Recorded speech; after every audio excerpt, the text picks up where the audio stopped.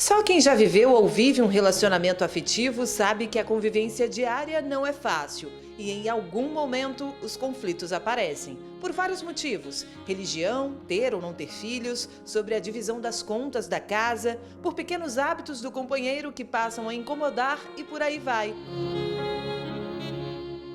Mônica é terapeuta de casais especialista em reconciliação. Sabe bem qual o principal problema que tem atingido os relacionamentos afetivos nos últimos anos. Sempre quando chega um casal em crise ou tentando reconciliação já separados, não existe diálogo, eles não sabem conversar. Isso deveria vir lá do namoro, conversar sobre todos os assuntos. No noivado, isso deveria ser mais afunilado, falar sobre assuntos muito mais sérios. E dentro do casamento, a liberdade de você falar tudo o que você pensa para a pessoa que você tem que mais confiar no mundo. Afinal, você escolheu essa pessoa para ficar com você até que a morte o separe. O problema maior é que nem sempre o casal busca ajuda ou enxerga a melhor saída. Foi o caso da Helena e do Tiago, que depois de 7 anos casados, acabaram se separando. Personalidades diferentes, né? Eu sou muito mandona, diminui um pouco com a terapia, mas ainda é da minha personalidade ser mandona, querer tudo do meu jeito. Então isso deu uma boa melhorada, eu espero.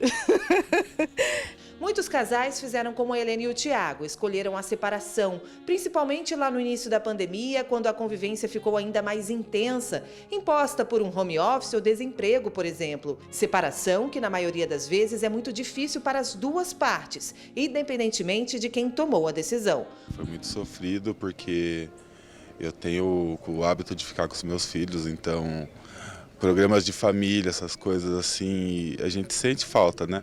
Até a parte que a gente brigava, a gente sente falta também, não vou falar que não.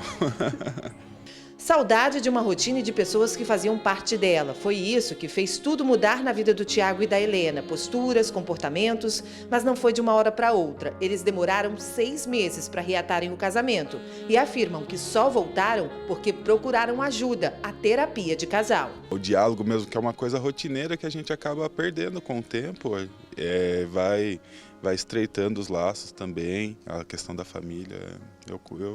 Eu recomendo, sim. Funciona? Funciona. É importantíssimo. Tem muita gente que acha que a terapia é só para louco. Não. Terapia é para ajudar mesmo. A pessoa que está de fora, ela vai ter uma visão diferente do que você tem. Então, ela ajuda sim. Mas agora, uma boa notícia: o amor está vencendo. Assim como a Helena e o Tiago, muitos outros casais estão se entendendo e até evitando a separação. Segundo o último levantamento feito pela Associação de Registradores de Pessoas Físicas do Estado de São Paulo, Sorocaba registrou uma queda de 31% no número de divórcios. Para quem trabalha unindo casais, a procura por ajuda profissional nos últimos 2 anos vem surtindo efeito. A gente só conhece, né, o que a gente convive. É necessário que a gente tenha, né, um diálogo bem firme, um diálogo constante, para que a gente se entenda. E o diálogo significa não só falar e ouvir, né? Falar e entender, se colocar no lugar do outro, pensar sobre assunto, ter discussões criativas, não discussões, né, onde tem brigas, mas saber impor a sua posição, saber a hora de falar. Muito se fala sobre a mulher tem que saber a hora de falar, ambos têm que saber a hora de falar, né? O homem tem que saber a hora também de falar. Mulher tem TPM, mulher também fica cansada. Então tem que ter o horário de falar para um. Isso é conhecimento. Eu olho para o meu esposo, eu sei que se aquela hora é uma boa hora para falar de um assunto sério. Meu marido também tem que olhar para mim e saber se é uma hora de falar alguma coisa que ele sabe que vai me machucar. A história do Lucas e da Sara confirma. Depois de 15 anos de casamento, ele decidiu sair de casa e deixar a esposa. Dias que o casal quer esquecer. E as questões que acabam sendo o resultado da separação, mesmo que temporária de qualquer casamento, é sempre descendendo das duas coisas, imaturidade e egoísmo. De alguma forma, eu fui muito egoísta nesse tempo.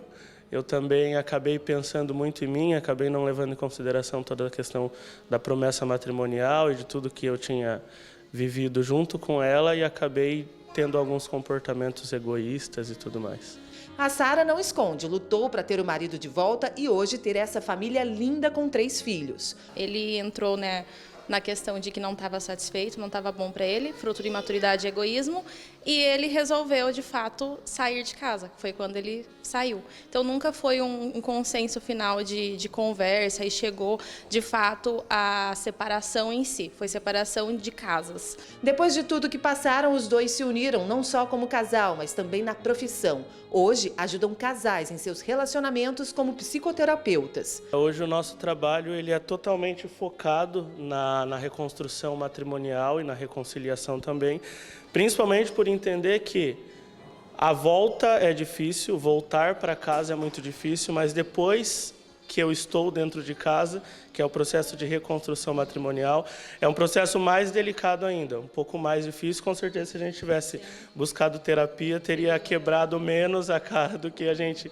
foi aprendendo com o tempo, e hoje é o que a gente procura ensinar nas redes sociais e também com os nossos pacientes, que é um trabalho que a gente faz.